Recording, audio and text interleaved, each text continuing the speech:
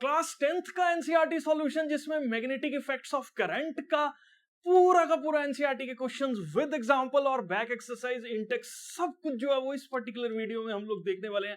Video काफी important और interesting होने वाला है, तो पेन कॉपी निकाल लीजिए बेटा जी, सारा लेक्चर जो है वो हम लोग नोट करने वाले हैं। उसके बाद मैग्नेटिक कंपास नीडल डिफ्लेक्ट क्यों होती है जब इसको मैग्नेट के आसपास लेके आते हैं। देखो, मैग्नेटिक कंपास की अपनी मैग्नेटिक फील्ड है और मैग्नेट की अपनी मैग्नेटिक फील्ड है। अभी हमने सीखा क्या, नॉर्थ पोल रिपेल करेंगे, north pole south pole attract करेंगे। तो देखो, दो मैग्नेट्स को एक दूसरे के सामने लेके आओगे भैया, कोई ना कोई पोल तो एक दूसरे के सामने आ जा रहा होगा, तो वो तो एक अट्रैक्शन रिपल्शन का फिनोमेना कॉज करेगा ही, तो बट ऑब्वियसली डिफ्लेक्शन तो होगा ही होगा। तो जब भी कोई इसको आप जो है वो सामने लेके आते हो तो वो डिफ्लेक्शंस को कॉज करता है। फील्ड जो है वो कैसे निकलती है तो इसको आप हम लोग समझते हैं। जैसे फॉर एग्जांपल ये हम लोगों के पास एक north pole of the magnet है और ये हम लोगों के पास जो है वो south pole of the magnet है। तो मैग्नेटिक फील्ड लाइंस निकलती कैसे हैं? मैग्नेटिक फील्ड लाइंस कुछ इस तरह से जो है वो हम लोगों के पास निकल रही है। इस तरह से कैसे निकल रही है? पहले तो एक चीज आप देखो कि मैग्नेटिक जो लूप्स है वो एक क्लोज्ड लूप जो है वो बनाती है। क्लोज्ड लूप बनाने का मतलब क्या है? हम लोगों के पास अगर एक पॉइंट से जो है वो स्टार्ट होगी तो उसी पर्टिकुलर पॉइंट पे आके जो है वो क्या करेगी, एंड जो है वो करेगी। तो स्टार्टिंग और एंडिंग पॉइंट जो है वो इसमें हम लोगों के पास देखने को मिलेगा। तो मैग्नेटिक फील्ड लाइन इस तरह से जो है नॉर्थ से स्टार्ट करती है और साउथ पे जो है वो हम लोगों ने, मतलब जहां से मैग्नेटिक फील्ड लाइंस निकल रही हैं, जो हमारा मैग्नेटिक फील्ड का कॉन्सेप्ट है उसमें उस पर्टिकुलर एंड को हम लोग जो है वो अपने पास नॉर्थ पोल बोल देते हैं। और जहां पे भी मैग्नेटिक फील्ड लाइंस जो है वो एंटर कर रही हैं, जहां पे भी मैग्नेटिक फील्ड लाइंस जो है वो घुस रही हैं वापस आके मैग्नेट के अंदर, उस चीज को हम लोग जो है वो साउथ पोल बोल देते हैं। ठीक है, तो डेफिनेशन से अगर देखें तो मैग्नेटिक फील्ड एक रिप्रेजेंटेशन है कुछ लाइंस का एक मैग्नेट के अराउंड। ये पाथ फॉलो करती हैं नॉर्थ टू साउथ, जिसको हम लोग जो है वो मैग्नेटिक फोर्स और मैग्नेटिक फील्ड लाइंस जो है वो बोल देते हैं। इनकी डायरेक्शन क्या चीज को जो है वो शो कर रही है, अब ये भी समझना। देखो, ये लूप मैंने ऐसे क्यों बनाया, मतलब ये ऐसे सर्कुलर किस चीज को रिप्रेजेंट कर रहा है? अब ये बहुत इंटरेस्टिंग और इंपॉर्टेंट पॉइंट है। इसका मतलब ये है कि इस मैग्नेट के अंदर मैं यहां पे अगर कोई भी चीज रख रहा हूं जो इस मैग्नेट के इन्फ्लुएंस में आती है तो उसकी ऊपर जो है वो इस डायरेक्शन में फोर्स लगेगा। अगर इस मैग्नेट के ऊपर मैं यहां पे कोई चीज रख रहा हूं तो इस डायरेक्शन में फोर्स लगेगा। अगर मैग्नेट के ऊपर यहां पे कोई चीज रख रहा हूं जो इसके इन्फ्लुएंस में आ रही है, तो ये बेसिकली हमने क्या चीज को बना रखा है, हर पॉइंट पे ध्यान से सुनना, बहुत ज्यादा इंपॉर्टेंट पॉइंट मैं डिस्कस करने वाला हूं। मैग्नेटिक फील्ड आई कहां से या एक कॉन्सेप्ट बना कैसे, मैं एक बार यहां पे फिर से जो है वो इसको ड्रॉ करके समझाता हूं। ये नॉर्थ पोल, ये साउथ पोल, मैंने यहां पे देखा इधर को फोर्स लग रहा था, यहां पे देखा इधर को फोर्स लग रहा, यहां पे देखा इधर को फोर्स लग रहा, यहां पे देखा इधर को फोर्स लग रहा, यहां पे देखा इधर को फोर्स लग रहा है। तो मैंने क्या किया, इन सारी डायरेक्शंस में जहां पे फोर्स लग रहे थे इन सबको जो है वो ऐसे ज्वाइन करके एक फील्ड बना दी। तो ये फील्ड बेसिकली एक एक लाइन के ऊपर एक एक पॉइंट क्या चीज को जो है वो रिप्रेजेंट कर रहा है। लाइन के ऊपर एक एक पॉइंट जो है वो हमारे पास किस चीज को बता रहा है, डायरेक्शन को जो है वो बता रहा है। मतलब किस पर्टिकुलर डायरेक्शन में फोर्स जो है वो लग रहा होगा जब भी कोई ऑब्जेक्ट को हम जो इसके साथ इंटरैक्ट कर सकता है उसको इसकी इन्फ्लुएंस में लाके जो है वो रखें, इस चीज को हम लोग मैग्नेटिक फील्ड लाइन जो है वो बोल देते हैं। मैं अज्यूम करके चल रहा हूं ये पर्टिकुलर चीज जो है वो आपको क्लियर है। ठीक है, उसके बाद हम लोग जो है वो नेक्स्ट स्लाइड पे मूव करते हैं जिसमें हम लोग देखेंगे कि बेसिकली ये फील्ड लाइंस को हम लोग जो है वो ड्रॉ कैसे कर रहे हैं। तो देखो बेटा जी, ये हम लोगों के पास नॉर्थ पोल है, ये हम लोगों के पास क्या है, साउथ पोल है। ठीक है, नॉर्थ से मैग्नेटिक फील्ड लाइंस क्या होंगी, निकलेंगी। ठीक है, तो इस तरह से ये फील्ड लाइंस निकल रही हैं। सबसे पहला पॉइंट आप ये समझो कि ये सारा का सारा क्लोज्ड और कंटिन्यूअस कर्व जो है वो होगा। आपके दिमाग में आ रहा होगा सर बोल रहे हैं क्लोज्ड कंटिन्यूअस है, ये तो यहीं रोक दी हमने, तो ये बेसिकली पता कैसे जा रही है फील्ड, ये कुछ ऐसे जा रही होगी। It is something like this, जो हमने यहां पे ड्रॉ नहीं कर रखी, बस बता रखा है कि इधर को निकल गई, आना उसने वापस इसी पोल पे। नॉर्थ से मैग्नेटिक फील्ड लाइंस निकलेंगी और साउथ पे जो है वो मैग्नेटिक फील्ड लाइंस हम लोगों के पास क्या होगा, एंटर जो है वो करेंगी। तो ये सारी की सारी मैग्नेटिक फील्ड लाइंस हम लोगों ने बेसिकली कैसे ड्रॉ की ये मैं समझा चुका हूं। तो ये हमारे पास एक बार मैग्नेट की मैग्नेटिक फील्ड लाइंस जो है वो हमारे पास होती है।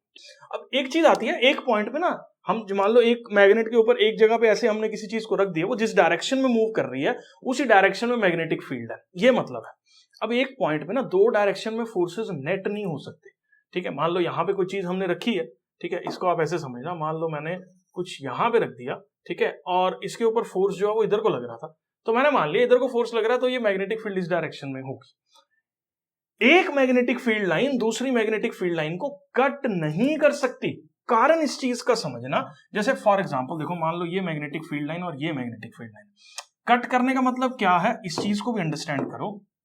ये बता रहा है कि फोर्स इधर को लग रहा है, ठीक है, और अगर मैं बात करूं ये बता रहा है तो फोर्स इधर को लग रहा है। फोर्स तो एक डायरेक्शन में लग रहा है, एक ऑब्जेक्ट पे एक ही डायरेक्शन में फोर्स लगता है। Magnetic field lines cancel out नहीं करती हैं, एक दूसरे को कट नहीं करती हैं।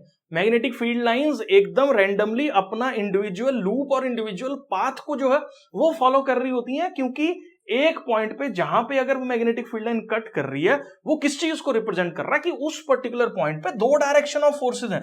क्योंकि ये बता रहा है कि फोर्स इधर को लगेगा, ये बता रहा है फोर्स जो है वो इधर को लगेगा, जबकि फोर्स एक ही डायरेक्शन में जो है वो लगता है। ये चीज ऑब्जर्व की गई है कि मैग्नेटिक फील्ड में अगर कोई भी ऑब्जेक्ट जो है वो रखा हुआ है जो मैग्नेटिक फील्ड के इन्फ्लुएंस में आता है तो उसके ऊपर एक पर्टिकुलर डायरेक्शन में ही जो है वो फोर्स लगता है, जिसकी वजह से हम लोगों के पास मैग्नेटिक फील्ड लाइंस कभी भी एक दूसरे को जो है वो कट नहीं करती और ना ही जो है वो मैग्नेटिक फील्ड लाइंस एक दूसरे को कट करेंगी, ठीक है। अब एक चीज और है यहाँ पे जानने वाली, वो क्या है, इस चीज पे भी हम लोग फोकस करते हैं।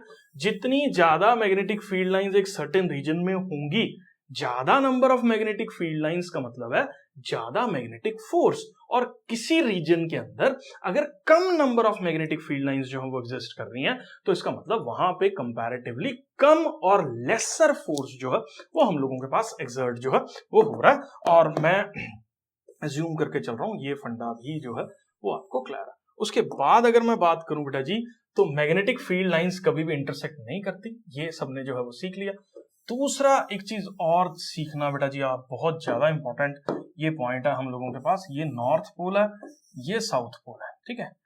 यहां पे मैग्नेटिक फील्ड लाइन निकलेगी और इधर जो है वो मैग्नेटिक फील्ड लाइन एंटर करेगी। दिस इज, अगर मैं आउटसाइड द मैग्नेट की बात करूं तो मैग्नेटिक फील्ड जो है वो नॉर्थ से साउथ की तरफ जो है वो मूव करती है, ठीक है।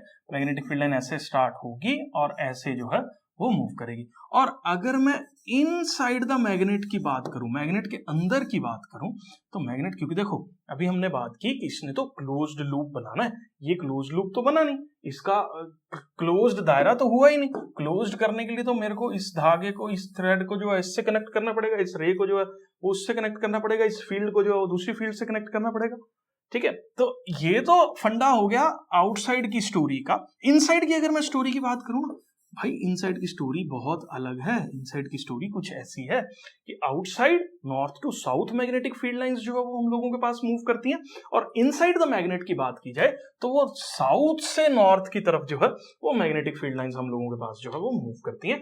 तो इस पर्टिकुलर तरीके से जो है मैग्नेटिक फील्ड लाइन एक क्लोज्ड लूप जो है वो हमेशा फॉर्म करती है, ठीक है। और अगर मैं इस पॉइंट की बात करूं जो बिल्कुल सेंटर में लाई कर रहा है, तो हम लोग ऐसा बोलते हैं कि यहाँ पे मैग्नेटिक फील्ड लाइन जो है वो जीरो होती है इस पर्टिकुलर जगह पे, क्योंकि ये पॉइंट है यहीं पे एंटर कर रही है और यहीं से लीव कर रही है, ठीक है। नेट मैग्नेटिक फील्ड इस पर्टिकुलर जगह पे हम लोग बोलते हैं उसका इंपैक्ट जो है फोर्स का वो नलीफाई हो जाएगा, और मैग्नेटिक फील्ड को हम लोग क्या बोलेंगे कि magnetic field at the centre of the bar magnet जो है वो हम लोग जीरो जो है वो बोल देते हैं, ठीक है। नेक्स्ट कॉन्सेप्ट जो हम लोग देखने वाले हैं वो देखने वाले हैं कि magnetic field due to a circular loop जो है वो कैसे होने वाली है। बहुत ही सिंपल है ये ना, डायग्राम एनसीईआरटी ने बना तो रखा है लेकिन मेरे को भी बहुत टाइम लगता है इसको समझने में, तो मैं ना इसको ऐसे समझाता हूँ आपको एक सिंपल तरीके से, ठीक है।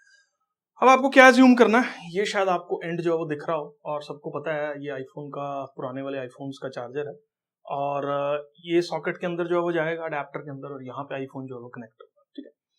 और करंट ऊपर की डायरेक्शन में जो फ्लो करेगा, लो पकड़ ली वायर मैंने, ऊपर की डायरेक्शन में जो करंट फ्लो कर रहा है, ठीक है। अब वायर अगर सीधी है तो आप अगर सामने से देख रहे हैं तो करंट ऐसे फ्लो कर रहा है, मतलब ये आपकी तरफ से मैग्नेटिक फील्ड लाइन एंटर कर रही है और मेरी तरफ से मैग्नेटिक फील्ड लाइन इधर को बाहर निकल रही है। ये ऐसे एक लूप जो है वो फॉर्म हो रहा है। चाहे मैं वायर को ऐसे पकड़ लूं यहां से, चाहे मैं वायर को यहां से पकड़ लूं, ये लूप की डायरेक्शन भी सेम है, मैग्नेटिक फील्ड की डायरेक्शन भी सेम है, करंट की डायरेक्शन भी वायर के अंदर पूरी की पूरी सेम है। ये पॉइंट सबको जो है वो क्लियर है। उसके बाद मैंने क्या किया, इस पर्टिकुलर वायर को एक ऐसी सर्कुलर फॉर्म में जो है वो कन्वर्ट कर लिया। अब मैं अज्यूम कर रहा हूं, देखो वायर का जो थंब है वो मेरा डायरेक्शन को बता रहा है, ठीक है। अब इसमें हर पॉइंट पे मैं आपको करके बताऊंगा, ठीक है। इस पॉइंट पे डायरेक्शन थंब की ये है, तो मैग्नेटिक फील्ड लाइन किधर को है, आप अगर ध्यान से देखो तो इधर को अंदर को जा रही है। मैंने यहां से वायर को पकड़ा, आपकी तरफ से मैग्नेटिक फील्ड लाइन इधर अंदर को जा रही है, करंट ऊपर को चल रहा है, मैग्नेटिक फील्ड लाइन इधर को, करंट इधर को चल रहा है, मैग्नेटिक फील्ड लाइन देखो अंदर को, मैग्नेटिक फील्ड लाइन अंदर को, इधर से पकड़ूंगा तो मैग्नेटिक फील्ड लाइन जो है वो ये देखो आपकी साइड से ऐसे अंदर को, magnetic field line, magnetic field हर जगह पे ना मैग्नेटिक फील्ड लाइन इधर से एंटर कर रही है, इधर से एंटर कर रही है पूरी की पूरी वायर में। अगर आप कहीं से भी इसको पकड़ के देख लो, यहां से पकड़ो, यहां से पकड़ो, यहां से पकड़ो, यहां से पकड़ो, कहीं से भी पकड़ लो आप पूरी की पूरी वायर को, direction of the magnetic field line इधर को ही है। ये पॉइंट मैं अज्यूम कर रहा हूं सबको जो है वो क्लियर है। अब इसके अंदर जो है वो आपको क्या चीज अंडरस्टैंड करनी है कि हम लोगों के पास, ये देखो मैं ना ये वाला सिमुलेट करके बताता हूं आपको। इस पर्टिकुलर जगह पे इसने करंट जो ऐसे फ्लो करा रखा, तो यहां पे देखो करंट इस डायरेक्शन में फ्लो हो रहा है, इस पर्टिकुलर डायरेक्शन में, ठीक है। इसको होल्ड करते हैं वायर को ऐसे, और डायरेक्शन ऑफ द करंट की तरफ जो बेंड कर रहा हूं, तो आप यहां पे देखो मैग्नेटिक फील्ड लाइन इधर बाहर को है।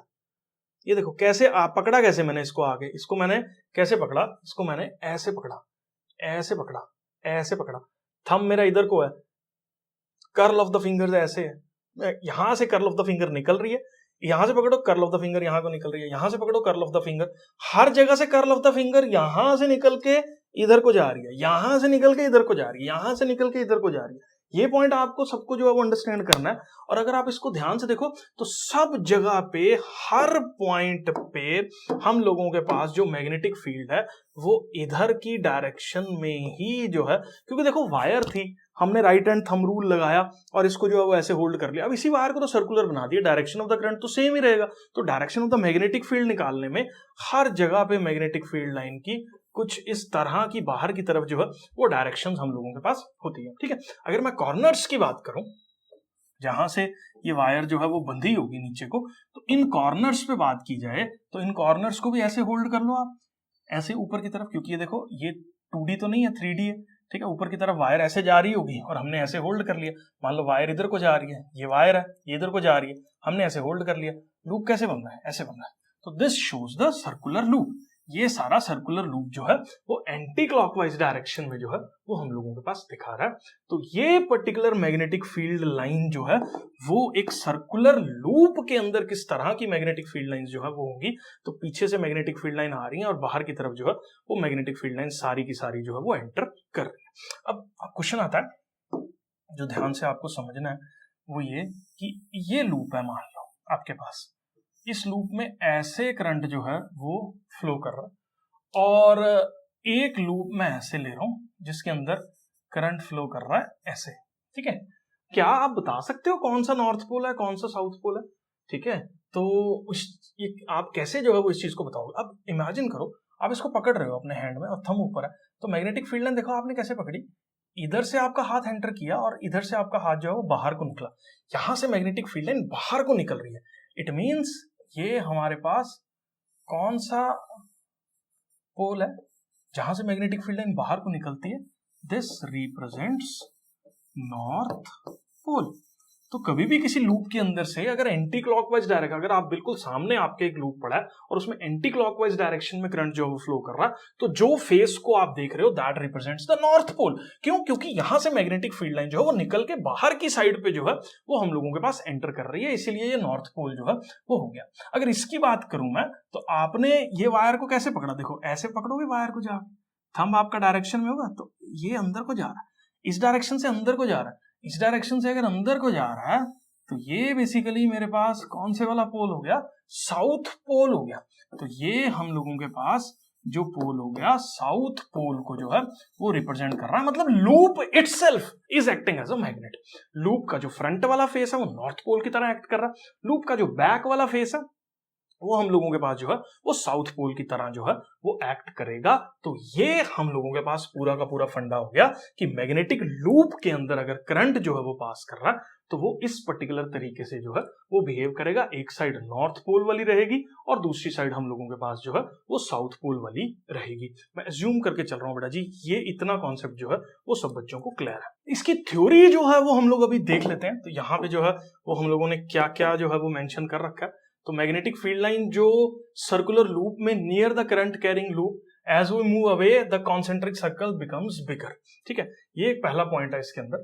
तो जैसे जैसे देखो मैं इसके पास रहूंगा तो सर्कल का लूप छोटा होगा, ऑब्वियसली जैसे जैसे दूर जाता रहूंगा लूप से, क्योंकि मैंने वायर पकड़ी हुई है, ये मैग्नेटिक फील्ड लाइंस ऐसे चल रही हैं इस तरह से।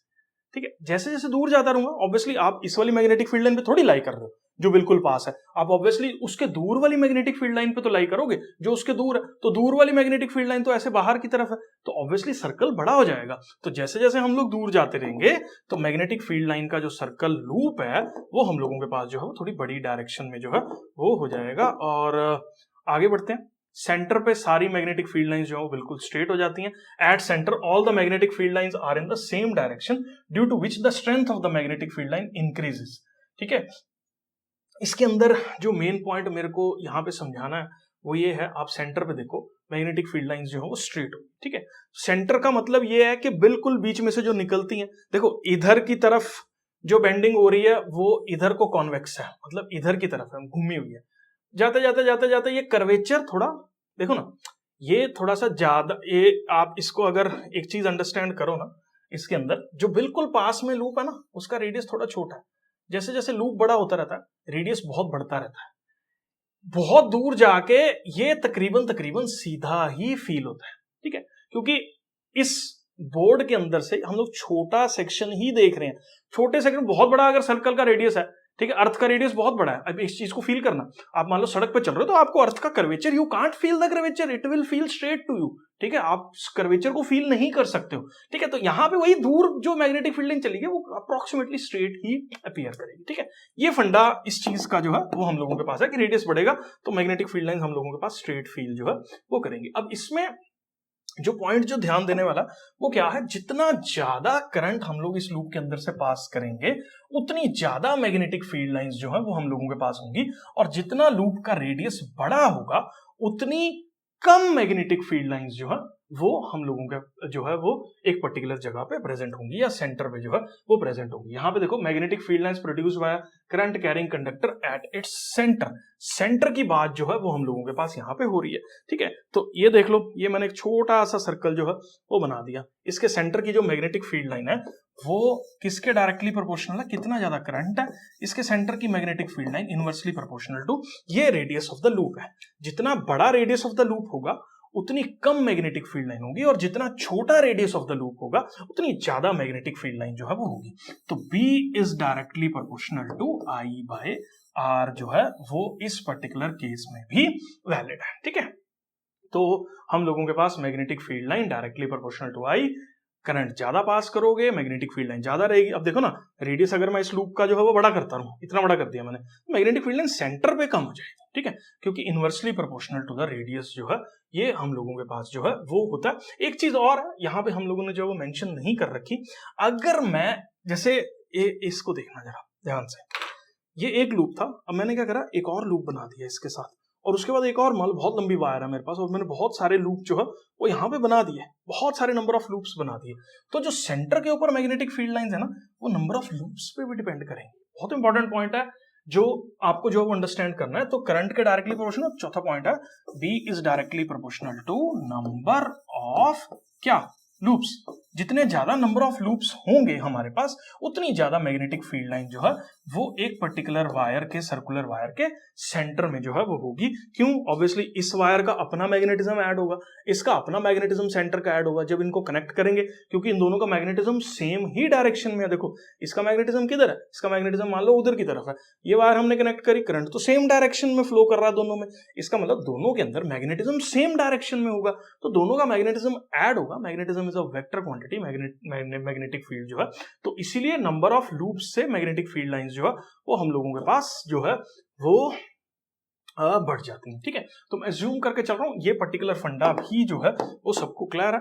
अब उसके बाद क्वेश्चन आता है कि यार कहीं पे अगर यूनिफॉर्म मैग्नेटिक फील्ड लाइंस है, हमने बोल दिया इस पर्टिकुलर रूम में हर जगह मैग्नेटिक फील्ड इक्वली अलाइंड है और एक ही डायरेक्शन में जो है वो चल रही है। ठीक है, तो उसको हम लोग कैसे रिप्रेजेंट करते हैं, हम लोग इस तरह से पैरेलल लाइंस जो है वो शो कर देंगे। अगर कहीं पे अपने को रिप्रेजेंट करना पड़े तो इस पर्टिकुलर तरीके से पैरेलल लाइंस या पैरेलल एरोज जो है वो हम लोग शो कर देंगे, जो कि इक्वी डिस्टेंट है। इक्वी डिस्टेंट से मतलब क्या है, ये डिस्टेंस इसके बराबर है और सारे डिस्टेंसेस आपस में जो है वो बराबर ही शो हो रहे हैं। इस पर्टिकुलर तरीके से जो है वो हम लोग इसको शो कर देते हैं। ठीक है, नेक्स्ट क्वेश्चन पे हम लोग जो है वो मूव कर रहे हैं। तो नेक्स्ट क्वेश्चन हम लोगों के पास जो है वो क्या बोलता है कि आपको करेक्ट ऑप्शन जो है वो चूज करना है। तो ये एमसीक्यू टाइप क्वेश्चन है। Magnetic field inside a long straight solenoid carrying current. तो long straight solenoid carrying current, तो ये हम लोगों के पास जो है वो एक सोलेनॉइड है और इस सोलेनॉइड के अंदर जो है वो एक आई करंट में जूम करके चल रहा हूं कि इस पर्टिकुलर सोलेनॉइड के अंदर जो है वो फ्लो कर रहा है। तो इसके अंदर मैग्नेटिक फील्ड का क्या जो है वो सिस्टम रहता है। तो अगर आपने कभी भी मैग्नेटिक फील्ड लाइन सोलेनॉइड के अंदर देखी हो ना, तो सोलेनॉइड के अंदर जो भी मैग्नेटिक फील्ड लाइंस है ना वो ऑलमोस्ट इस तरह से जो है वो हम लोग पैरेलल मान के चलते हैं। तो पैरेलल मैग्नेटिक फील्ड्स हम लोगों के पास किस चीज को बता रही हैं कि इस पर्टिकुलर सोलेनॉइड के अंदर जो है वो एक यूनिफॉर्म मैग्नेटिक फील्ड जो है वो एग्जिस्ट कर रही है। यूनिफॉर्म मैग्नेटिक फील्ड से मतलब ये है कि हर पर्टिकुलर जगह पे magnetic field inside the solenoid जो है वो हम लोगों के पास सेम है। तो इसके अंदर से जो है वो ऑप्शन देखते हैं, जीरो बिल्कुल भी नहीं होती, डिक्रीज कर रही है बिल्कुल डिक्रीज नहीं कर रही, ना ही इंक्रीज कर रही है, बिल्कुल सेम है सभी पॉइंट्स के ऊपर। तो इस पर्टिकुलर क्वेश्चन का आंसर जो है वो डी पार्ट होने वाला, मैं जूम कर रहा हूं, ये पर्टिकुलर क्वेश्चन जो है वो आपको क्लियर है। नेक्स्ट क्वेश्चन पे हम लोग जो है वो मूव कर रहे हैं। तो एक एग्जांपल 12.2 है, एक इलेक्ट्रॉन जो है वो एंटर कर रहा है एक यूनिफॉर्म मैग्नेटिक फील्ड में। तो देखो मैग्नेटिक फील्ड इस तरफ है और इलेक्ट्रॉन ऐसे जो है वो नीचे की तरफ एंटर कर रहा, और किस तरफ इलेक्ट्रॉन के ऊपर जो है वो फोर्स लगेगा। अब देखो एक चीज जो आपको ध्यान देनी है ना, वो ये है कि जो इलेक्ट्रॉन है हम लोगों के पास उसके ऊपर कौन सा चार्ज होता है, नेगेटिव चार्ज होता है। अब जिस डायरेक्शन में इलेक्ट्रॉन फ्लो कर रहा है इसका मतलब नेगेटिव चार्ज इस डायरेक्शन में फ्लो कर रहा। तो इलेक्ट्रिसिटी के अंदर हम लोगों ने जो है वो एक सिंपल कॉन्सेप्ट देखा था कि जिस डायरेक्शन में इलेक्ट्रॉन जो है वो फ्लो करता है उसके ऑपोजिट डायरेक्शन में जो है वो हम लोगों के पास करंट फ्लो करता है। ये हम लोगों ने कन्वेंशन जो है वो माना हुआ है, मतलब ये मान रखा है कि अगर इलेक्ट्रॉन इस तरफ फ्लो कर रहा है तो जो करंट है वो उसकी ऑपोजिट डायरेक्शन में जो है वो फ्लो करता है। तो इसका मतलब करंट जो है वो इस पर्टिकुलर डायरेक्शन में होगा।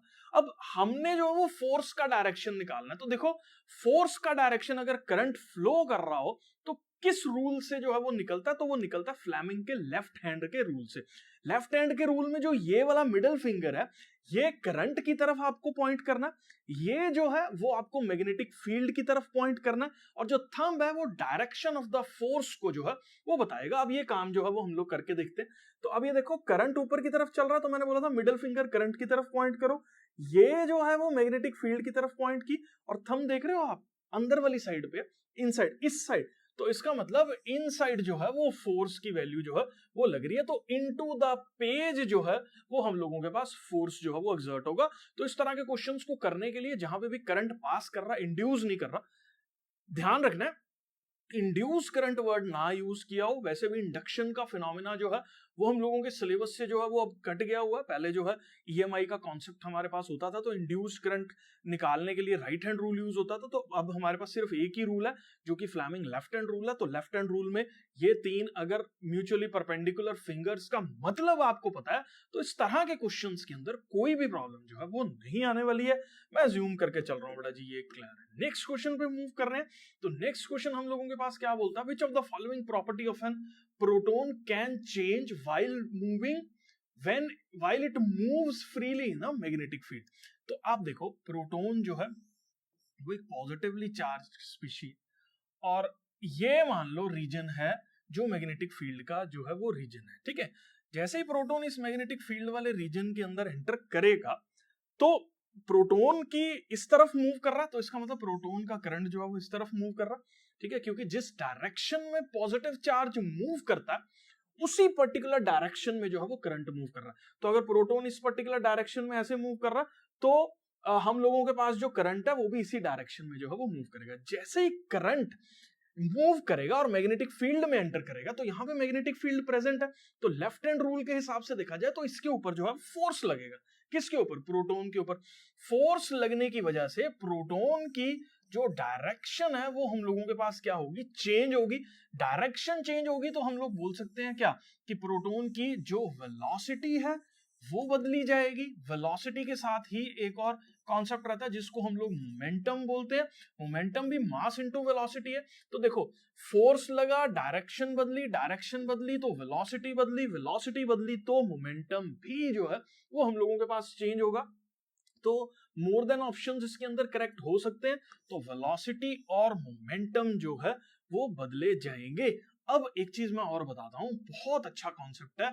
अगर यहां पे ई पार्ट के अंदर होता काइनेटिक एनर्जी तो बच्चे ना यूजुअली उसको टिक कर देते हैं, क्योंकि उनके दिमाग में आता कि भैया वेलोसिटी चेंज होगी, मोमेंटम चेंज हो गया, लेकिन काइनेटिक एनर्जी क्या चेंज होगी कि नहीं होगी, इस चीज के ऊपर जो है वो कंफ्यूजन आ जाता है। वैसे मैं आपकी जानकारी के लिए बता दूं, ये ऑप्शन एनसीईआरटी ने नहीं डाला हुआ क्योंकि ये कॉन्सेप्ट आपके थोड़ा सा सिलेबस से बाहर है। एक चीज आप अपने दिमाग में बिठा लो कि जो भी मैग्नेटिक फील्ड के अंदर अगर कोई ऐसे करंट एंटर कर रहा ना, तो ये चार्ज पार्टिकल जो है ना एक सर्कुलर मोशन जो है ना वो करता है, ठीक है। सर्कुलर मोशन करने की वजह से जो वर्क डन होता है ना वो जीरो के बराबर हो जाता है एक एवरेज साइकिल के अंदर अगर हम लोग बात करें। तो इसीलिए उसके अंदर जो काइनेटिक एनर्जी की वैल्यू है ना वो चेंज नहीं करती है, बिल्कुल सेम काइनेटिक एनर्जी जो है वो रहती है, ठीक है। तो आपको एक चीज अपने दिमाग में बिठानी है कि सिर्फ चार्ज एंटर कर रहा तो करंट इसी डायरेक्शन में चल रहा है। करंट जैसे ही मैग्नेटिक फील्ड के अंदर एंटर कर रहा तो करंट कैरिंग कंडक्टर के ऊपर भी फोर्स लगता है और करंट के ऊपर भी फोर्स लग रहा है। तो करंट के ऊपर फोर्स लग रहा है तो करंट अपनी डायरेक्शन को चेंज कर रहा है, डायरेक्शन को चेंज कर रहा तो वेलोसिटी चेंज हो रही है, वेलोसिटी चेंज हो रही है तो हम लोगों के पास मोमेंटम भी जो है वो बदला जाएगा। लेकिन अगर इसमें काइनेटिक एनर्जी ऑप्शन होता तो वो इसका आंसर बिल्कुल भी नहीं होता। क्यों? क्योंकि काइनेटिक एनर्जी मैग्नेटिक फील्ड ना कोई भी वर्क डन नहीं करती है चीजों के ऊपर, ठीक है। वो ऐसे नहीं है कि वेलोसिटी किसी की बढ़ा दी या कम, स्पीड किसी की बढ़ा दी या कम कर दी, स्पीड कांस्टेंट रहती है मैग्नेटिक फील्ड के अंदर कभी भी कोई चार्ज पार्टिकल अगर मूव करता है तो। ये पॉइंट आपको अच्छे से जो है वो कॉन्सेप्ट के तौर पे समझना है और मैं ज्यूम करके चल रहा हूं, ये जो है वो आपको क्लियर है। नेक्स्ट क्वेश्चन पे मूव कर रहे हैं। अब हम लोगों के पास जो है how do we think that the displacement of the rod, ये एक एक्टिविटी हम लोग देखो हम ना इसका वन शॉट ऑलरेडी बना हुआ है तो वो आप देख सकते हैं, और मैंने जो है वो शायद लास्ट में जो है वो इसका बटन में लिंक डाला हुआ है, ठीक है। वहां पे जाके आप देख लेनी तो इसका जो है वो होम पेज पे जाएंगे डिक्की इंस्टीट्यूट के, तो वहां पे आपको सारी डिटेल्स जो है वो मिल जाएंगी वन शॉट्स की क्लास 10th के, ठीक है। तो उसके अंदर हमने सारा एक्सप्लेनेशन जो है वो कर रखा है, ठीक है। तो अब हम लोग समझते हैं ये क्या बोलता है। ए बी रॉड है और अगर ए बी रॉड के अंदर करंट को इंक्रीज करेंगे तो क्या होगा। अब कॉमन सेंस है यार, करंट मैग्नेटिक फील्ड के अंदर जो है वो पड़ा हुआ, ठीक है। सॉरी हम लोगों के पास कहाँ गए, आगे गए ना। करंट मैग्नेटिक फील्ड के अंदर जो है वो पड़ा हुआ और करंट की वैल्यू बढ़ा दी, करंट की वैल्यू बढ़ा दी तो इसका मतलब इस करंट के सराउंडिंग जो मैग्नेटिक फील्ड है वो भी बढ़ जाएगी। अब देखो करंट की वैल्यू इस कंडक्टर से बढ़ रही है तो इस कंडक्टर के अंदर से मैग्नेटिक फील्ड भी बढ़ रही है, क्योंकि आपको पता है करंट कैरिंग कंडक्टर को राइट हैंड के अंदर पकड़ो, थंब को करंट की डायरेक्शन में पॉइंट करो, जो कर्ल ऑफ द फिंगर है हम लोगों के पास वो किस चीज को बताता है? करंट मैग्नेटिक फील्ड की डायरेक्शन को बताता है। करंट बढ़ा, मैग्नेटिक फील्ड बढ़ गई। अब इसकी जो मैग्नेटिक फील्ड बढ़ी है एक्सटर्नल मैग्नेटिक फील्ड के साथ इंटरेक्ट करेगी, ज्यादा इंटरेक्शन करेगी क्योंकि ज्यादा मैग्नेटिक फील्ड जो है वो बढ़ गई है।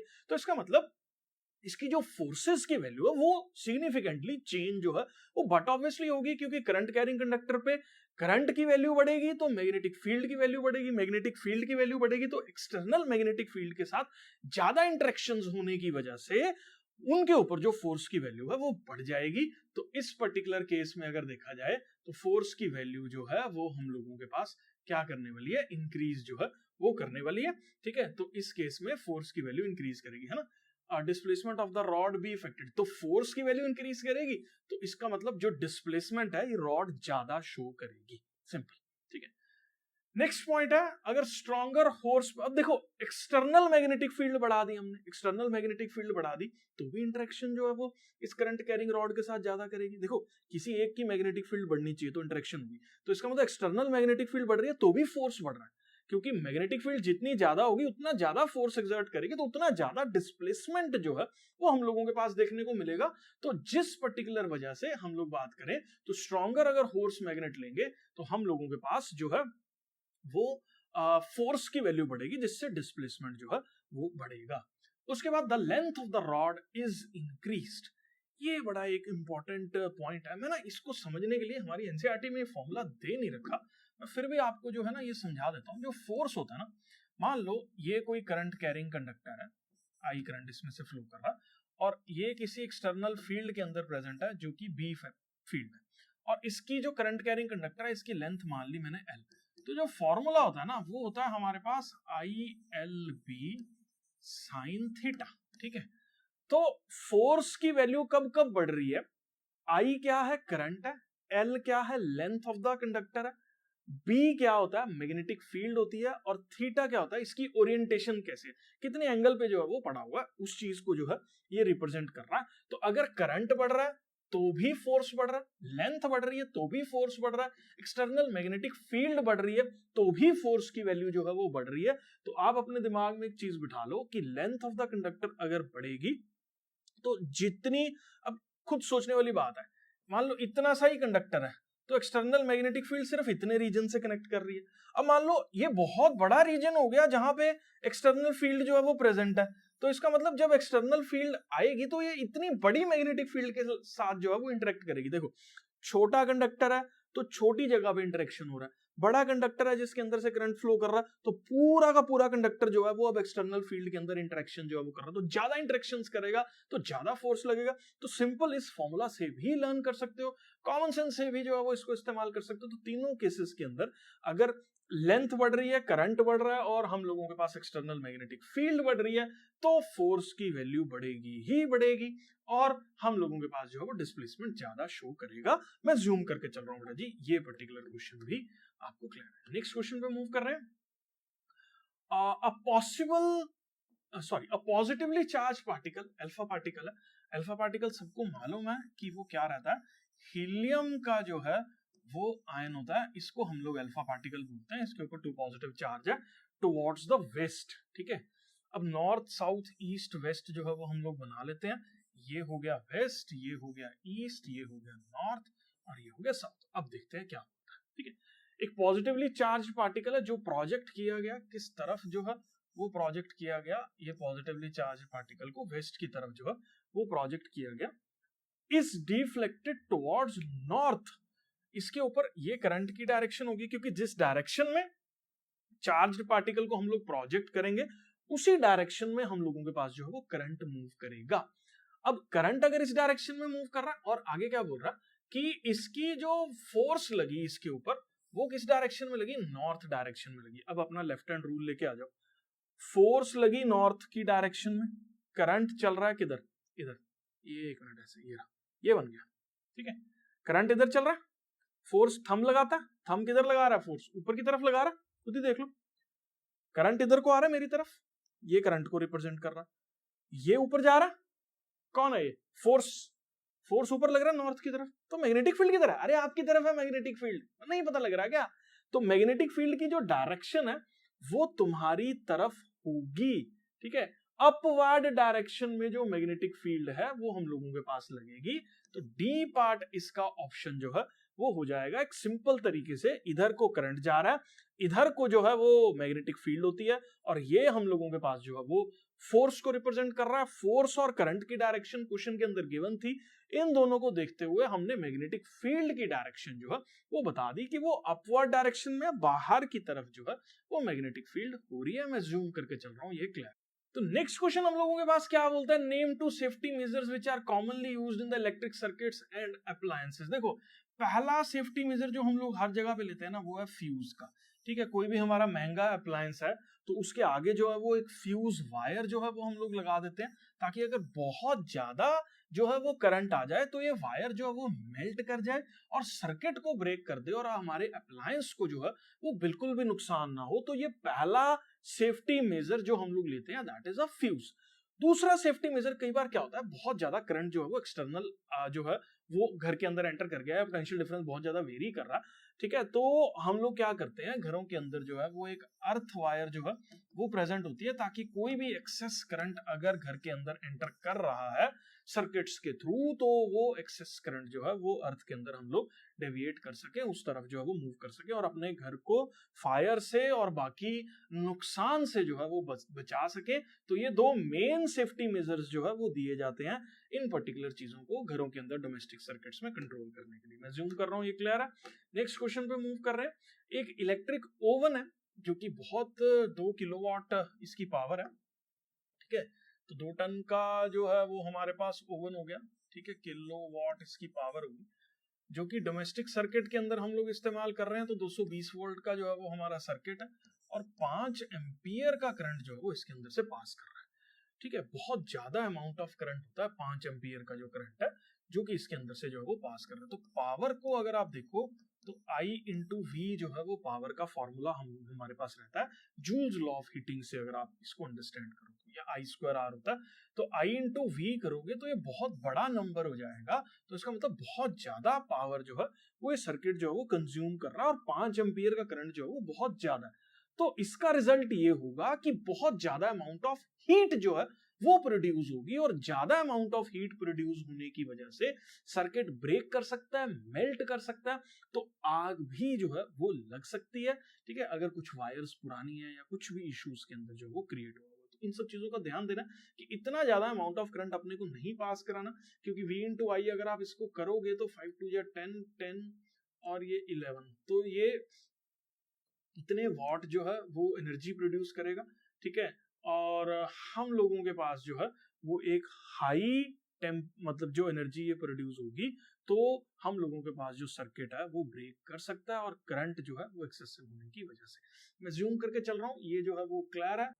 क्या प्रिवेंटिव मेजर्स लिए जा सकते हैं? मल्टीपल पावर सोर्सेज जो है वो ना यूज करो एक पर्टिकुलर डिवाइस से, और अप्रोप्रिएट फ्यूजेस वगैरह लगा के प्रॉपर तरीके से सर्किट्स का ध्यान रखो, और तारों की चेकिंग जो है वो करते रहो, और कुछ टाइम के बाद जब तारे खराब हो जाए तो उनका रिप्लेसमेंट जो है वो जरूर कर लेना चाहिए, ताकि उनकी बाहर की जो इंसुलेशन है उसकी एक सर्टेन लाइफ होती है, और ताकि उसके बाद जो है वो चीजें खराब ना हो। ठीक है, मैं होप करता हूँ बेटा जी ये सारा चैप्टर जो है वो आप लोगों को क्लियर है। वीडियो अच्छा लगा तो चैनल को जो है वो सब्सक्राइब कर लो, बहुत सारा ऐसा कंटेंट आप लोगों के लिए जो है हम लोग लेके आते रहेंगे। मिलते हैं बाद में नेक्स्ट वीडियो में। Bye bye, take care and see you soon. Back exercise पे जो है वो हम लोग मूव कर रहे हैं। तो बैक एक्सरसाइज के अंदर जो पहला एमसीक्यू है वो हम लोगों के पास क्या बोलता है, which of the following is correctly describe the magnetic field near a long straight conductor. ये लॉन्ग स्ट्रेट कंडक्टर है, इसके अंदर जो मैग्नेटिक फील्ड है वो कुछ इस तरह की रहती है। लॉन्ग स्ट्रेट कंडक्टर को राइट हैंड के अंदर जो है वो होल्ड करो, थंब को डायरेक्शन ऑफ द करंट की तरफ पॉइंट, और जो कर्ल ऑफ द फिंगर है वो हम लोगों के पास मैग्नेटिक फील्ड को जो है वो बताता है। तो अगर आप देखो तो कंसेंट्रिक, ये कर्ल ऑफ द फिंगर एक कंसेंट्रिक शेप के अंदर, ये पार्ट इसका आंसर जो है वो होने वाला। The field consist of concentric circle centred on the wire. ठीक है, तो ये कंसेंट्रिक सर्कल को जो है वो रिप्रेजेंट हम लोगों के पास जो है वो कर रहा है। इस तरह से मैग्नेटिक फील्ड जो है वो रहती है। Straight perpendicular to the wire, ये ऑप्शन जो है वो गलत है। Consist of straight parallel to the wire, ये ऑप्शन भी गलत है। रेडियल लाइंस ओरिजिनेट कर रही हैं वायर से, ये ऑप्शन भी गलत है। आपको सिंपली वायर को राइट हैंड के अंदर होल्ड करना है, थंब को करंट की डायरेक्शन में पॉइंट करना है। जो कर्ल ऑफ द फिंगर है वो आप लोगों के पास जो है वो मैग्नेटिक फील्ड की डायरेक्शन को जो है वो बता रहा है। मैं जूम करके चल रहा हूँ बेटा जी, ये पर्टिकुलर कॉन्सेप्ट जो है वो आपको क्लियर है। नेक्स्ट जो है वो हम लोग बात करते हैं at the time of short circuit the current in the circuit. देखो, शॉर्ट सर्किटिंग का कॉन्सेप्ट अगर आपने अच्छे से पढ़ा हो ना, तो शॉर्ट सर्किट का मतलब ये होता है कि करंट ने ऐसा पाथ जो है वो चूज कर लिया जिसके अंदर रेसिस्टेंस कम है। तो जैसे ही सर्किट की रेसिस्टेंस कम होती है ना, करंट बहुत ज्यादा अब्रप्टली बढ़ जाता है, जिसको हम लोग शॉर्ट सर्किटिंग जो है वो बोल देते हैं। और इस पर्टिकुलर के अंदर करंट जो है वो एकदम हेवीली जो है वो इंक्रीज कर जाता है, और इसकी वैल्यू एकदम से जो है वो बढ़ जाती है। तो सी पार्ट इसका ऑप्शन जो है वो करेक्ट है। नेक्स्ट क्वेश्चन पे जो है वो हम लोग मूव कर रहे हैं। नेक्स्ट क्वेश्चन पे जो है वो हम लोग मूव कर रहे हैं, तो नेक्स्ट क्वेश्चन हम लोगों के पास जो है वो क्या बोल रहा है, state whether the following statement is true और फॉल्स। मतलब ट्रू और फॉल्स जो है वो बताना है स्टेटमेंट को रीड करके। Field at the centre of the circular coil carrying current will be parallel and the straight line. अगर आपने ना ये डायग्राम देखा हो एनसीईआरटी का, ठीक है, तो इसके अंदर अगर आप इस पर्टिकुलर रीजन के अंदर देखो ना, तो जो फील्ड है ना वो स्ट्रेट है, इस पर्टिकुलर जगह से फील्ड लाइंस जो है वो निकल रही है, और पैरेलल भी जो है वो एक दूसरे के रहती है। डायग्राम मैंने स्क्रीन के ऊपर जो है वो शो कर रखा है, तो इसीलिए ये पर्टिकुलर स्टेटमेंट जो है ना वो हम लोगों के पास ट्रू स्टेटमेंट जो है वो हो जाती है। ठीक है, उसके बाद है a wire with a green insulation is usually live wire. बिल्कुल गलत है। ग्रीन इंसुलेशन वाली वायर जो है वो हम लोगों के पास जो है वो अर्थ वायर होती है, और जो रेड ग्रीन इंसुलेशन वाली वायर लाइव वायर होती है वो रेड कलर की इंसुलेशन के अंदर जो है वो प्रेजेंट रहती है। तो ये स्टेटमेंट जो है वो हमारे पास फॉल्स स्टेटमेंट जो है वो होगी। मैं ज्यूम करके चल रहा हूं बेटा जी, ये जो है वो क्लियर है।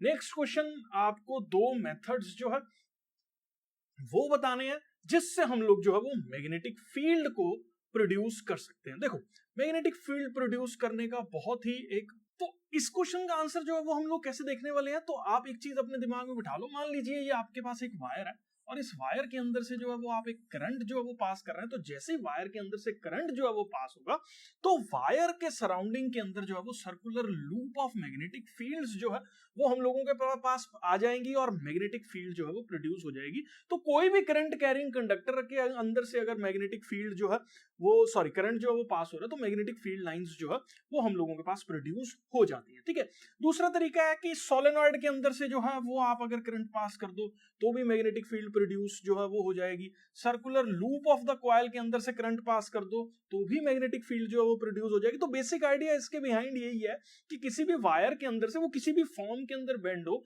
अगर आप करंट पास कर रहे हो तो मैग्नेटिक फील्ड जो है वो हम लोगों के पास जो है वो प्रोड्यूस हो जाएगी। ठीक है, तो ये आप जो है वो आंसर के तौर पे लिख सकते हो कि current passing through solenoid, circular loop, या जो है वो स्ट्रेट करंट कैरिंग कंडक्टर।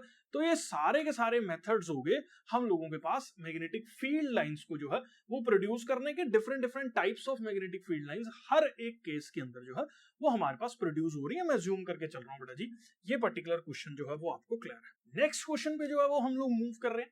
तो नेक्स्ट क्वेश्चन हम लोगों के पास क्या बोलता है कि एक कंडक्टर है, force experienced by current carrying conductor, उसके अंदर से करंट जो है वो पास कर रहा है, और उसको एक्सटर्नल मैग्नेटिक फील्ड के अंदर जो है वो हम लोगों ने रखा हुआ है। तो कब जो है वो उसका फोर्स जो है ना वो लार्जेस्ट होगा।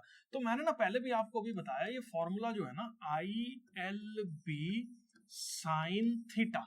ठीक है, अब ये जो थीटा है ना, ये हम लोगों के पास क्या है, करंट और मैग्नेटिक फील्ड के बीच का जो एंगल हम लोगों के पास है वो बन रहा है। ठीक है, तो मान लीजिए मैग्नेटिक फील्ड ये है और करंट जो है वो ये है, तो ये एंगल जो है वो हमारे पास बन रहा है। तो ये बेसिकली देख लो, करंट हो गया और ये मैग्नेटिक फील्ड होगी, और ये जो है वो हमारे पास थीटा एंगल जो है वो हो गया। मैक्सिमम साइन थीटा की वैल्यू क्लास 10th के अंदर बच्चों ने जो है वो पढ़ रखी है, वो किसके बराबर जो है वो रहती है। तो आपको ये पता होना चाहिए कि साइन थीटा की जो मैक्सिमम वैल्यू है वो 1 होती है। वो कब होती है, जब थीटा की वैल्यू 90 डिग्री होती है। ठीक है, तो फोर्स मैक्सिमम कब होगा, जब थीटा की वैल्यू 90 डिग्री होगी, या साइन थीटा की वैल्यू जो है वो हम लोगों के पास 1 होगी, तो फोर्स जो है वो मैक्सिमम होगा। तो लार्जेस्ट फोर्स तब प्रोड्यूस होगा जब करंट कैरिंग कंडक्टर की डायरेक्शन ऑफ द करंट और मैग्नेटिक फील्ड जो है वो आपस में 90 डिग्री का एंगल बना के बैठे हुए हैं। तो ऐसे पर्टिकुलर केसेस के अंदर जो फोर्स लग रहा है वो हमारे पास मैक्सिमम और लार्जेस्ट जो है वो लगने वाला है। मैं ज्यूम करके चल रहा हूं बेटा जी, ये जो है वो क्लियर है। ठीक है, नेक्स्ट क्वेश्चन पे मूव कर रहे हैं। इमेजिन करो you are sitting in a chamber with your back on the wall, जैसे मैं ये बोर्ड की बैक के साथ ऐसे जो है वो बैठा हुआ हूँ।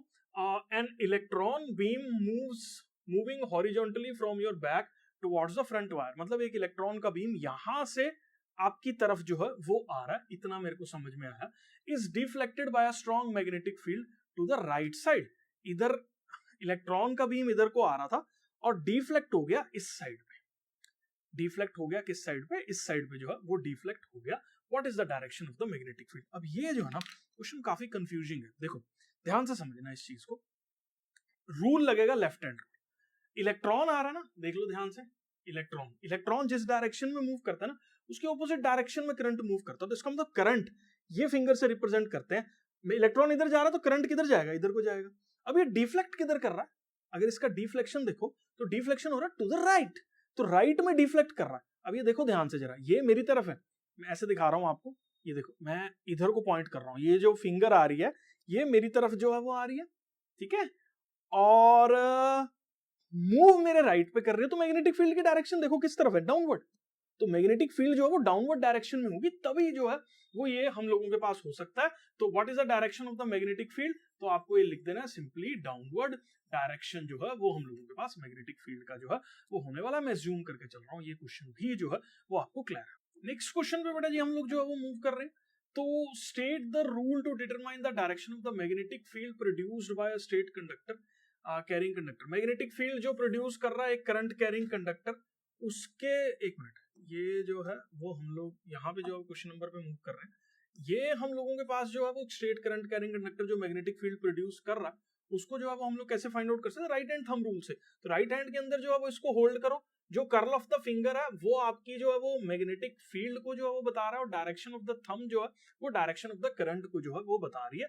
तो फर्स्ट जो है वो हम लोगों के पास कैसे जो है वो हम लोग फाइंड आउट कर सकते हैं, राइट हैंड थंब रूल से जो है वो फाइंड आउट कर सकते हैं। अब force experienced by current carrying conductor जब भी मैग्नेटिक फील्ड के अंदर प्लेस होगा तो आप अपने दिमाग में बिठा लो, इसका आंसर फ्लेमिंग का लेफ्ट हैंड रूल है, जो अभी हम लोगों ने क्वेश्चन के अंदर जो है पिछले के अंदर यूज किया। तो फ्लेमिंग लेफ्ट हैंड रूल से जो है वो हम लोग इसको जो है वो फाइंड आउट कर सकते हैं। अब देखो ये करंट इंड्यूस्ड वाला जो टॉपिक है ना, ये हम लोगों के सिलेबस से जो है वो कट हो गया, लेकिन भंगी एनसीईआरटी अपडेट करने वालों ने जो है ये वाला सवाल नहीं निकाला, ठीक है। तो इसका आंसर बस आप अपने दिमाग में उठा लो। वैसे राइट हैंड रूल जो है वो रहता है फ्लेमिंग का राइट हैंड रूल, तो उसके जब भी हमें इंड्यूस्ड करंट की डायरेक्शन निकालनी होती है तो उसके लिए हम लोग फ्लेमिंग का राइट हैंड रूल को जो है वो इस्तेमाल करके चलते हैं। मैं जूम करके चल रहा हूँ, ये जो है वो क्लियर है। नेक्स्ट, उसके बाद हम लोगों के पास जो है वो ये शॉर्ट सर्किटिंग हम लोग जो है वो कॉन्सेप्ट्स के तौर पे कर रहे हैं, और पहले तो ना ये फंडा मैं आपको अलग तरीके से वैसे समझाता हूँ। तो शॉर्ट सर्किटिंग का क्या कॉन्सेप्ट है, इस चीज को हम लोग जो अंडरस्टैंड करेंगे अभी। और इसको आप देखो, मान लो ये कोई पर्टिकुलर सर्किट है, बहुत सारे रेसिस्टर्स इसमें लगे हुए हैं, और ये हमारे पास कोई सोर्स ऑफ बैटरी है, ये ऐसे मैंने बना दिया, ठीक है। यहाँ पे भी एक रेसिस्टर जो है वो लगा देते हैं, ठीक है। ये 5, ये 10, ये 15 और ये 25 ओम के रेसिस्टेंसेस मैंने जो है वो ले लिए इसके अंदर, और ये टोटल हमारे पास बने 40, 50 और 55, और 550 वोल्ट की मैंने बैटरी जो है ऐसी रैंडम वैल्यू जो है वो ले ली, ये वाली, ठीक है। या 55 वोल्ट की जो है वो मैं बैटरी ले लेता हूं, और आपके लिए इजी हो जाएगा इस चीज को अंडरस्टैंड करना। तो 55 वोल्ट की बैटरी जो है वो मैंने ले ली। अब आप अगर एक चीज ध्यान दो तो ये सारे सर्किट के अंदर जो रेसिस्टेंसेज हैं वो सीरीज के अंदर है, ठीक है। और सीरीज में जो रेसिस्टेंसेज होते हैं, ठीक है, ये फंडा मैं अज्यूम कर रहा हूं आपको पता होगा, आप सारे रेसिस्टेंसेस को ऐड कर दो तो सीरीज के रेसिस्टेंसेस जो है वो बन जाएंगे, और जिसकी वैल्यू हमारे पास यहाँ पे ऐड कर दो तो 55 ओम के बराबर जो है वो आएगी, ठीक है। उसके बाद अगर मैं करंट निकालूं तो वोल्टेज है मेरे पास 55, करंट का फॉर्मूला होता है V/R, 55/55 इसकी रेसिस्टेंस है, तो इस सर्किट के अंदर से 1 एम्पियर का करंट जो है वो क्या कर रहा है, फ्लो कर रहा है, ठीक है। यहां तक सब बच्चों को जो है वो क्लियर है। अब मैंने क्या किया, शॉर्ट सर्किटिंग। शॉर्ट सर्किटिंग से मतलब क्या है, मैंने इस पॉइंट को इस पॉइंट से कनेक्ट कर दिया, ठीक है। बहुत ही लो रेसिस्टेंस की वायर से, बहुत ज्यादा लो रेसिस्टेंस की एक पर्टिकुलर तार से इसको कनेक्ट कर दिया, ठीक है। अब आपको पता है करंट बहुत आलसी है, करंट कहता है भैया मैं इतनी ज्यादा रेसिस्टेंसेस मेरे सरफेसेस पे जो है वो मेरे को देखने को मिल रही है, मैं इधर से फ्लो ही क्यों करूं, ठीक है, क्यों ना मैं इस पर्टिकुलर जगह से फ्लो कर दूं। तो मैक्सिमम करंट क्या होगा, इसको छोड़ के ना सर्किट को, मैक्सिमम करंट इस सर्किट को छोड़ के विल फ्लो लाइक दिस, इस तरह से जो है ये फ्लो कर जाएगा, ठीक है। तो अगर आप देखो तो इस सर्किट के अंदर से करंट फ्लो कर ही नहीं रहा, और उसको शॉर्ट मिल गया, शॉर्ट पाथ मिल गया, जिसको हम लोग शॉर्ट सर्किट उसको मिल गया फ्लो करने के लिए। अब इससे हुआ क्या, इससे करंट की वैल्यू देखो कितनी हुई, बैटरी की वोल्टेज कितनी है 55 वोल्ट, और रेसिस्टेंस कितनी है हमारे पास 5, क्योंकि यही अब मेरा मेन सर्किट की तरह एक्ट कर रहा, तो ये 11 एम्पियर हो गया, ठीक है। आप अभी इसको छोड़ दो, मैंने देखो एक्चुअल में इसका रेसिस्टेंस भी ऐड करना पड़ेगा टोटल, ठीक है, वो थोड़ा बहुत इंपैक्ट जो है वो जनरेट करेगा, कुछ थोड़ा बहुत करंट इधर जाएगा, लेकिन मैं मान के चल रहा हूं कि शॉर्ट सर्किट ने क्या किया, एक बहुत लो रेसिस्टेंस वाला पाथ दिया जिससे मैक्सिमम करंट ही इस पर्टिकुलर जगह के अंदर से फ्लो कर गया और यहां से करंट गया ही नहीं, जिस वजह से मेरे पास जो है वो अब इस सर्किट के अंदर से कितना करंट फ्लो कर रहा है, 11 एम्पियर का। देखने वाली बात है यार, देखो बहुत बड़ी चीज है ये चीज जो है। पहले सर्किट के अंदर से जो है वो 1 एम्पियर का करंट फ्लो कर रहा है, अभी सर्किट के अंदर से सडनली शॉर्ट हुआ सर्किट और 11 एम्पियर का करंट जो है वो फ्लो करने लग गया। अगर आप देखो थोड़ा सा ध्यान से तो हीट जो जनरेट होती है किसी भी सर्किट में वो I²RT के प्रोपोर्शनल जो है वो होती है। अगर सर्किट के करंट जो है वो पहले 1 एम्पियर का था, अब 11 का हो गया, तो 121 टाइम्स, क्योंकि आई का स्क्वायर करना पड़ेगा, हीट हो जाएगी 120 गुना हीट होगी। छोटी सी वायर यहां से यहां लगी, हीट 120 गुना होगी। मैंने सॉल्व करके बताया देखो आपको, ठीक है। मैंने एक शॉर्ट लिया, फिर उसके बाद मैंने करंट निकाला, मैंने दिखाया करंट देखो 11 टाइम्स हो गया। करंट अगर 11 टाइम्स हो रहा है, heat directly proportional to I² है, तो हीट 121 गुना जो है वो हो जाएगी। तो एक छोटे से सर्किट के अंदर से हीट इतनी होगी, हो सकता है तारे मेल्ट कर जाए, आग लग जाए, हीट प्रोड्यूस इतनी ज्यादा जो है वो हम लोगों के पास होने लगी। इस चीज को शॉर्ट सर्किटिंग बोलते हैं, ठीक है। तो ये फंडा है हम लोगों के पास एक शॉर्ट सर्किटिंग के कॉन्सेप्ट का, ठीक है। अब हम लोग जो है वो देखते हैं कि इलेक्ट्रिकल शॉर्ट सर्किट कैसे होता है। जब बहुत लो रेसिस्टेंस की अंदर से जो है वो सर्किट के अंदर से करंट की वैल्यू ज्यादा हो जाए और रेसिस्टेंस की वैल्यू लो हो जाए, तो वो शॉर्ट सर्किटिंग होती है। ऐसा कब हो सकता है? तो बेसिकली ये जो अब हम इसका जो है वो टेक्स्ट से अंडरस्टैंड कर लेते हैं चीजों को, ठीक है। इफ अगर लो रेसिस्टेंस जो है वो किसी पाथ में हो जाती है तो करंट की वैल्यू एकदम से सडनली जो है वो बहुत ज्यादा बढ़ जाती है, जैसे मैंने बताया। और हीट की वैल्यू तो I² के प्रोपोर्शनल है, जूल्स लॉ ऑफ हीटिंग के हिसाब से, और वो हीट और ज्यादा जो है वो इंक्रीज कर जाती है, जिस सर्किट के अंदर आग भी लग सकती है। और ये कब कब हो रहा है? ये एक लो रेसिस्टेंस पाथ जब और हाई करंट जो फ्लो कर रहा है तब हो रहा है। दूसरा हम लोगों ने जो रीजन अभी देखना है वो ये है कि अगर बहुत सारे अप्लायंसेस को एक ही सॉकेट के अंदर हम लोग फिट करके लगा दें तो इतना ज्यादा करंट जो है वो प्रॉपरली नहीं हम लोग जो है वो निकाल पाते, और जिस वजह से जो है वो एक सिंगल सॉकेट के अंदर हाई पावर का कोई कनेक्शन जो है वो लगाने से ये शॉर्ट सर्किटिंग का कॉन्सेप्ट जो है वो हम लोगों के पास हो सकता है, ठीक है। दूसरा, जब मान लो कोई सर्किट बोर्ड के अंदर ही कोई तार जो है वो उसका इंसुलेशन खराब हो, ठीक है, और वो जो है वो बीच में से किसी को टच वायर्स को आपस में कर जाए और वहां से एक और सिंपल सा पाथ जो है वो निकल आए लो रेसिस्टेंस वाला, जिस वजह से भी जो है ये हो सकता है, ठीक है। तो ये सारा का सारा फंडा है शॉर्ट सर्किटिंग का, जो मैंने आपको डायग्राम से समझाया। That is the best way to understand the concept of short circuiting, ठीक। दूसरा, ये न्यूट्रल वायर का कॉन्सेप्ट हो गया। पर अर्थ वायर का क्या काम है? कई बार क्या होता है, हम लोगों के पास बहुत ज्यादा करंट जो है वो इसके अंदर आ जाता है, या बहुत ज्यादा सप्लाई जो है वो इसके अंदर आ गई, ठीक है, लेकिन इसकी एक सर्टेन कैपेसिटी है सप्लाई को होल्ड करने की। अगर मान लो यहां पे सारी की सारी सप्लाई ही इसके करंट के अंदर कन्वर्ट होगी, ठीक है, मतलब सारी की सारी सप्लाई जो पोटेंशियल डिफरेंस की आई वो पूरी की पूरी ही करंट के अंदर जो है वो कन्वर्ट होगी, तो ये अप्लायंस जो है वो सड़ जाएगा, खराब हो जाएगा। हम क्या करते हैं, एक अर्थ के साथ एक इसका कनेक्शन बना देते हैं जिसको हम लोग अर्थ वायर बोलते हैं। इसका क्या फंडा रहता है, अगर एक्सेस करंट जो है वो इस सप्लाई के अंदर या इस अप्लायंस के अंदर आ गया तो वो अर्थ के ऊपर जो है वो चला जाता है या अर्थ के अंदर जो है वो चला जाता है। तो earth wire basically acts as a shock absorber, ठीक है। बहुत ज्यादा पोटेंशियल डिफरेंस अगर कहीं पे क्रिएट हो रहा है तो वो सारा का सारा करंट जो है वो अर्थ के अंदर फ्लो कर जाता है और अप्लायंस हमारा बच जाता है, या उसके ऊपर करंट जो है वो नहीं आता, शॉक्स जो है वो उस चीज को टच करने से नहीं लगते हैं, ठीक है। तो एक सिंपल सी बात है, जैसे मान लो कोई भी मेरे पास कोई मिक्सी ग्राइंडर है, कुछ है, कई बार हम टच करते हैं उसके ऊपर जो है वो करंट चल रहा होता है, क्योंकि इतना ज्यादा पोटेंशियल डिफरेंस आ जाता है और एक्सेस करंट के निकलने की जगह ही नहीं होती। हो सकता है बिजली वाले ने अर्थ की तार ही ना लगाई हो, तो जिस वजह से उस सर्किट के अप्लायंस के ऊपर ही करंट्स जो प्रोसेस करने लग जाते हैं पोटेंशियल डिफरेंस की वजह से, ठीक है। अगर हम लोगों ने अर्थ वायर लगा के रखी होगी तो एक्सेस करंट जो है वो चला जाएगा, ठीक है। क्वेश्चन पे मैं जूम करके चल रहा हूँ बेटा जी, ये सारा लेक्चर जो है वो आपको क्लियर है। वीडियो अच्छा लगा तो चैनल को जो है वो सब्सक्राइब कर लें और लाइक और शेयर करना बिल्कुल मत भूलिएगा।